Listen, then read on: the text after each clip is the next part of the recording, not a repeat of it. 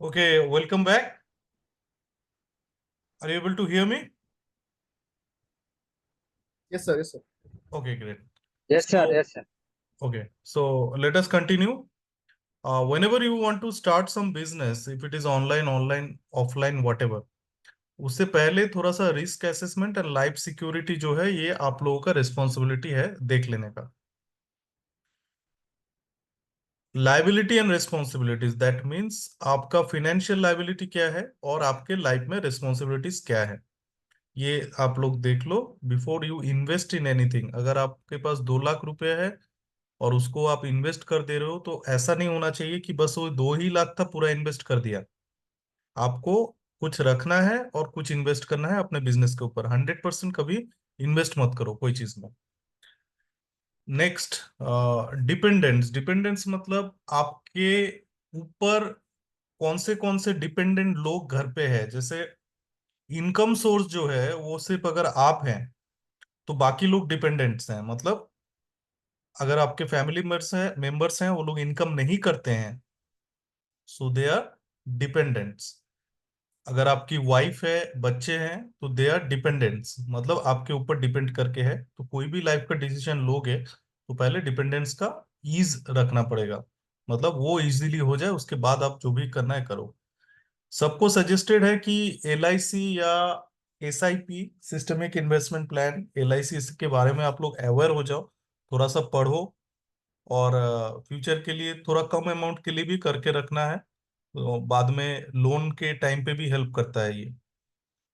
Health insurance अभी एक mandatory है कि आप अपना हेल्थ इंश्योरेंस जो है वो करा लो, क्योंकि आजकल की जिंदगी में कभी भी किसी को कुछ भी हो सकता है और मेडिकल फैसिलिटीज जो है दे आर वेरी एक्सपेंसिव.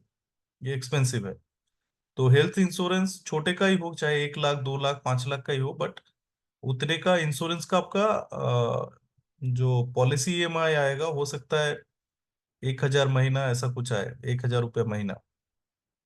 तो बिफोर यू स्टार्ट एनीथिंग आप अपने फैमिली को सिक्योर करो, अपने हेल्थ को सिक्योर करो और टर्म प्लान करो. टर्म प्लान इज लाइक आपके 50 लाख या 1 करोड़ का अगर इंश्योरेंस पॉलिसी है, उसमें महीने में हो सकता है आपको 800 रुपये, 1,000 रुपया देना पड़े आपके एज के हिसाब से. तो आपके डेथ के बाद, अनफॉर्चुनेट इवेंट, डेथ या परमानेंट डिसेबिलिटी के बाद आपको वो पैसा मिल जाएगा. अगर परमानेंट मर गए तो नहीं मिलेगा, फैमिली वालों को मिलेगा. अगर परमानेंट डिसेबिलिटी है, पैर कट गया, हाथ कट गया, कुछ हो गया, हार्ट अटैक हो गया, तो आपको पैसा मिलेगा. तो बाकी लाइफ आप इजीली उस पैसे से गुजार सकते हो या बिजनेस कर सकते हो बैठ के. थोड़ा थोड़ा सेविंग करते रहो. FDs जो है, फिक्स डिपॉजिट जो है, it's very important for any businessman कि कुछ ना कुछ सिक्योरिटी आपके पास रहे, FD रहे. और long term investment, systemic investment plan, ये सारे चीज जो है हम लोग अवॉइड करते हैं लाइफ में, but those things are important. आपको कभी ना कभी लाइफ में करना जरूरी है. तो अभी से इस चीजों के बारे में आप अवेयर हो जाओ. और 80C 80D, इसका मतलब ये है, ये स्कीम है गवर्नमेंट का जहाँ पे आपको इनकम टैक्स में छूट मिलता है. ठीक है, तो ये सब चीज आउट ऑफ द सिलेबस है, but you need to know and आपको ये सारे चीजों के बारे में जानना है और इसको करना भी है before you start any business. बहुत इंपॉर्टेंट पॉइंट्स इसके बाद है. Execution of partnership deed, articles and memorandum of association to obtaining certificate from the register of companies, registration, the registered of cooperative in case of cooperative society and partnership deed. जिंदगी में ऐसा है कि बहुत अच्छा दोस्त है, भाई है, बंधु है, कोई भी है, उनके साथ अगर कोई भी बिजनेस में आप अगर उतरो, पैसा इन्वेस्ट इक्वली करो और कोई भी रेशियो में इन्वेस्ट करके आप अगर पार्टनरशिप बिजनेस में जा रहे हो तो हमेशा याद रखो पार्टनरशिप डीड जो है उसको पहले एग्जीक्यूट करना. पार्टनरशिप डीड जो है उसको पहले बनाना है, उसके बाद उसको साइन कराओ, रजिस्ट्रेशन कराओ, उसके बाद ही बिजनेस करो पार्टनरशिप का. ओरली या वर्बली बोल के हाँ मैं तेरा दोस्त हूं, तू मेरा दोस्त है बोल के ऐसा कोई बिजनेस होता नहीं है. आज शायद तुमको ये पता नहीं कैसा लग रहा होगा, बट ये प्रैक्टिकल है कि पैसे के लिए कुछ भी कभी कुछ भी हो सकता है। So before you start any kind of partnership business, you should have the partnership deed properly drafted by a lawyer. एक लॉयर प्रॉपरली ड्राफ्ट किया हुआ पार्टनरशिप डीड जो है वो बना के साइन करके उसको नोटरी करके नोटराइज्ड करके आप बिजनेस शुरू करना कुछ भी। अगर पार्टनरशिप करते हो, अगर प्रॉपर्टरशिप करते हो, तो उसमें किसी का इंटरफेरेंस है नहीं।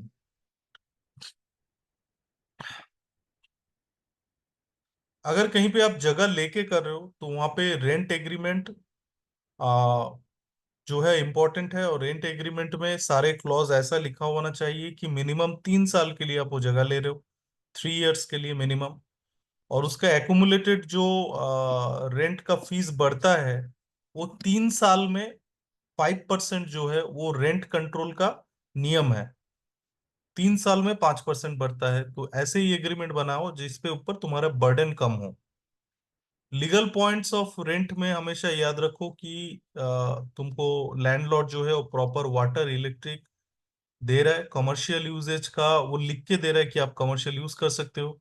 उनका म्यूनिसिपैलिटी टैक्स क्लियर है। अगर ये म्यूनिसिपैलिटी टैक्स क्लियर नहीं है तो आपको ट्रेड लाइसेंस और बाकी लाइसेंस नहीं मिलेगा। तो कोई भी जगह लेने से पहले वो जगह का जो लीगल ओनर है उन्होंने टैक्स दिया है कि नहीं, वो इम्पोर्टेंट है। उनके टैक्स पेपर लेना बहुत ज्यादा इम्पोर्टेंट है। तो ये लीगल ओनरशिप वेरिफिकेशन भी है। और लॉन्ग टर्म का हमेशा एग्रीमेंट करो जहाँ पे परसेंटेज ऑफ हाइक जो रेंट हाइक होता है वो 5% से ज्यादा नहीं होना चाहिए। और तुमको फ्री पैसेज, फ्री जगह मिले, हर चीज का पार्किंग का ऑप्शंस मिले, ये देख के ही जगह लो, नहीं तो मत लेना। कोई जगह तुमको बड़ा दिखा और सस्ते में दिखा, दैट डजंट मीन कि इट इज गुड। उसके सारे पेपर्स क्लियर होना चाहिए, पार्किंग होना चाहिए, आपके बिजनेस में कोई अड़चन आए ऐसा सिचुएशन नहीं आना चाहिए। आप जगह लेने के बाद you need to apply for municipality corporation panchayat for trade licence. It is mandatory कि आपका पास एक ट्रेड लाइसेंस हो, चाहे आप ऑनलाइन बिजनेस करो ऑफलाइन करो। अगर आप सप्लीमेंट्स का बिजनेस करते हो तो ट्रेड लाइसेंस के साथ साथ एफएसएसआई एंड जीएसटी, ये 3 लाइसेंस चाहिए आपको। एफएसएसआई चाहिए, जीएसटी चाहिए, ट्रेड लाइसेंस चाहिए। ये मैंडेटरी है अगर आप सप्लीमेंट बिजनेस करते हो ऑफलाइन या ऑनलाइन। अगर ऑनलाइन अपने बिजनेस शुरू किया तो वहां पे भी आपको जीएसटी चाहिए होगा। अगर आप ऑनलाइन कुछ बेचते हो प्रोडक्ट, मतलब कोई भी प्रोडक्ट आप स्पोर्ट्स फिटनेस रिलेटेड ऑनलाइन बेच रहे हो, तो उसमें आपको जीएसटी मैंडेटरी है। जिम के लिए कुछ और भी मैंडेटरी लाइसेंस है, जैसे पॉल्यूशन बोर्ड का लाइसेंस है, या पॉल्यूशन बोर्ड से एनओसी लेना है। ट्रेड लाइसेंस तो मैंडेटरी है ही। फायर एनओसी लेना, अगर आप बड़ा प्रेमाइसिस में है तो fire no objection certificate. PPL licence, ये बहुत लोगों को पता नहीं कि जिम में आप जो म्यूजिक बजाते हो उसके लिए भी लाइसेंस चाहिए। अगर आप कभी जिम में छापामारी हो गया तो अगर आपको पाया गया लाइसेंस नहीं है तो 50,000 रुपये तक फाइन हो सकता है। That is called PPL licence, phonographic performance limited. Health licence, अगर हेल्थ रिलेटेड कुछ कर रहे हो तो हेल्थ लाइसेंस। सप्लीमेंट अगर आप बेचते हो जिम में या ऑनलाइन तो आपको एफएसएसआई लाइसेंस या फूड लाइसेंस चाहिए। जो अभी प्रेजेंटली एफएसएसआई अगर आप सर्च करते हो तो वो फोको है, एफओसीओ। तो ये लाइसेंस आपका मैंडेटरी है। अगर आप कोई चीज वजन करके बेचते हो, वजन करके बेचते हो, उसका जो विंग मशीन होता है जिससे वेट नापते हैं, वो लीगल मेट्रोलॉजी से साइन एंड स्टैम्प होना चाहिए। लीगल मेट्रोलॉजी मतलब आप जेन्युइन तरीके से बेच रहे हो। तो ये भी इंपॉर्टेंट है, बहुत लोगों को नहीं पता है। इसका भी अगर आप नहीं करते तो 50,000 रुपये तक फाइन हो सकता है। गवर्नमेंट टैक्स हमेशा, आप दो इनकम करो ना करो तो इनकम टैक्स देते रहो। प्रोफेशनल टैक्स का रजिस्ट्रेशन करो। म्यूनिसिपैलिटी जो कमर्शियल टैक्स है वो लैंड ओनर देगा। सर्विस टैक्स या जीएसटी, जब आपका प्रेजेंट ऑफलाइन बिजनेस 20 लाख के ऊपर होता है, ईयरली, मंथली नहीं, ईयरली अगर 20 लाख के ऊपर अगर आपका बिजनेस जाता है तो आपको जीएसटी रजिस्ट्रेशन करना है। इसका बहुत सारा बेनिफिट है। अगर आप ऑनलाइन बिजनेस करते हो सिंपल कोचिंग वोचिंग कर रहे हो, 20 लाख तक नहीं पहुंचा है, तो आपको जीएसटी लेने की जरूरत नहीं है। लेकिन ऑनलाइन बिजनेस भी अगर आपका 20 लाख के ऊपर चला जाता है, then you need to have a GST registration. ये एक ऊपर में एक वेबसाइट दिया हुआ है, एमएसएमई, msmewb.gov.in। ये मीडियम स्मॉल स्केल इंडस्ट्रीज का वेबसाइट है। कुछ भी करने जाओगे, चाहे आप अपना लोगो रजिस्ट्रेशन कराने जाओगे या कुछ भी करने जाओगे, तो एमएसएमई सर्टिफिकेट चाहिए होगा। ये फ्री ऑफ कॉस्ट ऑनलाइन होता है। आ, इसको ऑनलाइन जब आप करोगे तो उसको बोलते हैं आधार उद्योग। आधार उद्योग, पहले ये था उद्यम। ऑनलाइन सर्च करोगे तो मिलेगा उद्यम या आधार उद्योग। इसका बहुत डुप्लीकेट वेबसाइट्स हैं जहां पे जाने से आप फंस जाओगे। तो जेन्युइन वेबसाइट जो है वो ये मैंने दे दिया है, एमएसएमई का जेन्युइन वेबसाइट। यहाँ पे जाके आप आपका आधार नंबर से, फोन नंबर से रजिस्ट्रेशन कर सकते हो बिजनेस का, और उसमें आपका एमएसएमई सर्टिफिकेट जनरेट होता है। इसमें कोई पैसा लेता नहीं है गवर्नमेंट, ये जीरो इन्वेस्टमेंट है आपका एमएसएमई का। जब भी अगर आप कोई प्रेमाइसिस में बिजनेस करते हो, अगर जिसने आपने भाड़ा लिया है, अगर रेंट में लिया है, तो उसमें एक चीज इंपॉर्टेंट है कि आप इलेक्ट्रिक जो मीटर है वो कमर्शियल या इंडस्ट्रियल होना चाहिए। डोमेस्टिक इलेक्ट्रिक मीटर में अगर आप बिजनेस करते हो तो वो लायबल हो, आप फाइन हो सकता है आपका। तो बाकी जो लाइसेंसिंग है या जो गवर्नमेंट के तरफ से हेल्प करते हैं, जैसे ई मुद्रा योजना, 10 लाख तक विदाउट एनी मॉर्गेज लोन, बहुत सारे स्कीम्स हैं जो डिस्ट्रिक्ट इंडस्ट्रियल सेंटर, इसको अगर सर्च करते हो, DIC, district industrial centre near me, तो आपके कौन से डिस्ट्रिक्ट में कौन सा सेंटर जो है बिजनेस डेवलपमेंट के लिए, वो निकल जाएगा। वहां पे आप जाओगे या उसको ऑनलाइन देखोगे तो वहां पे बहुत सारे स्कीम्स हैं जहां पे लोन जो है आप विदाउट एनी मॉर्गेज मिल सकता है। पर उसके लिए डॉक्यूमेंटेशन चाहिए होगा, प्रोजेक्ट प्लानिंग चाहिए। तो ये सारी चीज आप कर सकते हो धीरे धीरे। अगर आप डायरेक्टली कोई नॉन गवर्नमेंट बैंक से लोन लेते हो तो उसका लोन का जो इंटरेस्ट है वो काफी हाई होता है। अगर आप डीआईसी से रिलेटेड कोई बैंक से लेते हो तो उसका इंटरेस्ट रेट बहुत कम होता है, 4.5% तक होता है। तो ये सब आपको जानना जरूरी है अगर आप बिजनेस करोगे फ्यूचर में। कहाँ से कैसे पैसा मिलेगा, कितना कम में मिलेगा, ये सारी चीज आपको जानना है। ओके। ये आपका मैंने directorate of C and SSI, West Bengal, NS building 9th floor, ये एड्रेस दे दिया है। एमएसएमई थ्रू जो लोन मिलता है उसका ये एड्रेस है, आप इसको डिटेल्स देख सकते हो ऑनलाइन में। कमर्शियल बैंक डीआईसी के थ्रू होता है, डिस्ट्रिक्ट इंडस्ट्रियल सेंटर के थ्रू लोन एप्लीकेशन होता है। ये सारी चीज जो है ना, यंग पॉपुलेशन को पता होना चाहिए बिल्कुल, क्योंकि ये सारी चीज अवॉइड करते हैं हम लोग। और जो लोग को पता है वो लोग यहाँ से लोन वन वगैरह लेके वो लोग अपना बिजनेस बढ़ा लेते हैं। इसके लिए आपको सीखना और जानना है कि क्या डॉक्यूमेंटेशन प्रोसेस है, क्या क्या गवर्नमेंट के स्कीम है, क्या क्या फिनेंस वगैरह का चांसेस है, तुम्हारा कितना पैसा तुमको मिल सकता है विदाउट एनी डिपॉजिट या मॉर्गेज। ये सारे चीज के बारे में पढ़ो।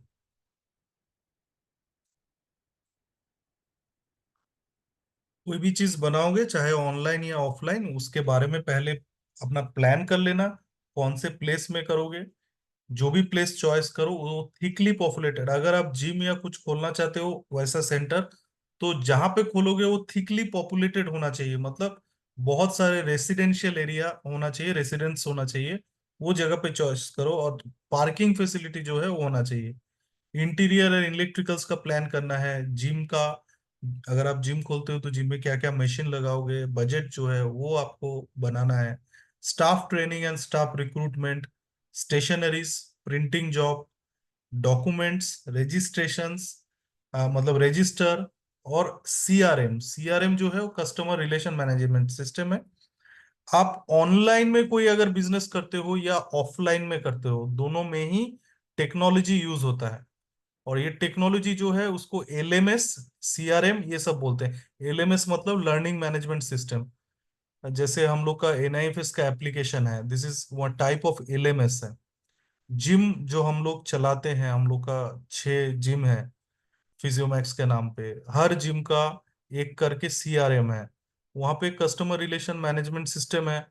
और जो एंड यूजर है, एंड यूजर मतलब मेंबर्स, उन लोग के लिए अलग से एप्लीकेशन है जिसके थ्रू हम लोग कम्युनिकेशन करते हैं, प्रमोशन करते हैं, नोटिसेस भेजते हैं, वार्निंग्स देते हैं। तो ये टेक्नोलॉजी बेस्ड चीज है, ये ऑनलाइन ऑफलाइन दोनों में यूज होता है। तो चाहे आप ऑनलाइन ट्रेनिंग कराओ या ऑफलाइन ट्रेनिंग कराओ, दोनों में ही आपको सीआरएम चाहिए। और ये सीआरएम अभी एक बहुत ही इंपॉर्टेंट पार्ट है कोई भी बिजनेस का। ओके। जब आप बिजनेस शुरू करो, चाहे ऑनलाइन हो ऑफलाइन हो, उसका ट्रेनिंग क्वालिटी जो है उसको चेक करना है बार बार। बिहेवियर ऑफ स्टाफ एंड आपका जो बिहेवियर है वो हमेशा पोलाइट रहना चाहिए और अच्छा होना चाहिए, ताकि अच्छा कस्टमर रिव्यू मिले। आपको एक पॉजिटिव एनवायरनमेंट क्रिएट करना है, ऑनलाइन हो या ऑफलाइन हो। Always maintain professionalism. क्लाइंट के साथ फजूल बातें मत करो, उनको आपसे रिजल्ट चाहिए। तो आप रिजल्ट उनको देने के लिए जो जरूरी है वो ही करो। प्रोफेशनलिज्म अपना मेंटेन करो। सोशल मीडिया को प्रॉपरली यूज करो। क्लाइंट के फीडबैक्स लो, चाहे वो पॉजिटिव हो चाहे नेगेटिव हो। अगर नेगेटिव फीडबैक है तो जहां तुम्हारा खामियां है, जो तुम्हारे प्रॉब्लम्स हैं, उसको तुम ओवरकम करो और पॉजिटिविटी में ले आओ। वो नेगेटिव कस्टमर जिसने नेगेटिव रिव्यू दिया, अगर उसको तुम पॉजिटिव लाओगे तो ये तुम्हारे लिए अचीवमेंट है। प्रॉपरली आप मेंटेन करो आपके वेबसाइट्स, आपके सोशल मीडिया, आपके लैंडिंग पेजेस। अभी बहुत इंपॉर्टेंट है कि आप लैंडिंग पेजेस बनाओ अपने प्रोडक्ट्स के लिए। चाहे वो पर्सनल ट्रेनिंग हो या आप न्यूट्रिशनल गाइडलाइंस हो या ट्रांसफॉर्मेशन, कोई भी चीज हो, उसके लिए लैंडिंग पेज जरूरी है। फनल क्रिएट करना जरूरी है। You need to learn about how to create funnel, sales funnel, sales funnel. सीखो ये सारी चीज ऑनलाइन में, यूट्यूब में आपको फ्री में सीखने मिलेगा। You can learn this things. Create a brand, brand starts with you. तो आप एक खुद ब्रांड हो, so behave like a brand and start your own brand. खुद का ब्रांड क्रिएट करो। ROI and profit and loss. ROI मतलब return of investment and profit of loss. That means जितना पैसा आपने इन्वेस्ट किया है वो कितने दिन में वापस आया, that is your break even point या रिटर्न ऑफ इन्वेस्टमेंट। आप 6 महीना बाद से आपको प्रॉफिट होना शुरू किया, पैसा आना शुरू किया, एक्सपेंस होना शुरू किया, पहले मंथ से जो आएगा वो आपका प्रॉफिट नहीं है, वो रिटर्न ऑफ इन्वेस्टमेंट है। अगर आपने 1 लाख रुपया इन्वेस्ट किया और आपका महीने में 1 लाख रुपया खर्चा है और बिजनेस हो रहा है 1,20,000 रुपया का, तो उसका मतलब 20,000 करके 5 महीना आपको लगेगा। 5 महीने के बाद आपका 1 लाख रुपया वापस आएगा और 5 महीने के बाद आप 20,000 करके प्रॉफिट करते जाओगे। सो ये सारे कैलकुलेटिव प्रोसेस है बिजनेस का, ये सब सीखना है। रिकरिंग या fixed expenses, static and dynamic expenses, investment capital, capital reserve, ROI projected actual return and profit, seasonal business, and lastly है success. Success means when it comes to a profitable situation, that is called success. So you have to learn lots of things. ये सिर्फ एक नमूना था आप लोगों के लिए, तो जहाँ पे आपके लाइफ में बहुत सारी चीजें आपको सीखना पड़ेगा। अगर आप सीखना नहीं चाहते उसका भी रास्ता है। अगर आप सीखना नहीं चाहते तो आप जो इसमें सीखा हुआ आदमी है, दैट मीन्स प्रोफेशनल्स हैं, उन लोगों को हायर कर सकते हैं जो आपको गाइड करेगा। लेकिन जब इनिशियली आप कुछ शुरू कर रहे हैं, आपके पास उतना पैसा नहीं है, इसीलिए मैं बार बार बोल रहा हूँ कि आपको बहुत डिटेल्स में नहीं सीखना है, बट लिमिटेड वर्ड में आप लोग सीखते रहो चीजों को। ठीक है। So I am ending this class and your recordings, your study materials and everything will be uploaded very soon. I'll give you a date of assessment and will take the practice assessment first. ठीक है, किसी को कुछ पूछना है तो पूछ सकते हो अभी।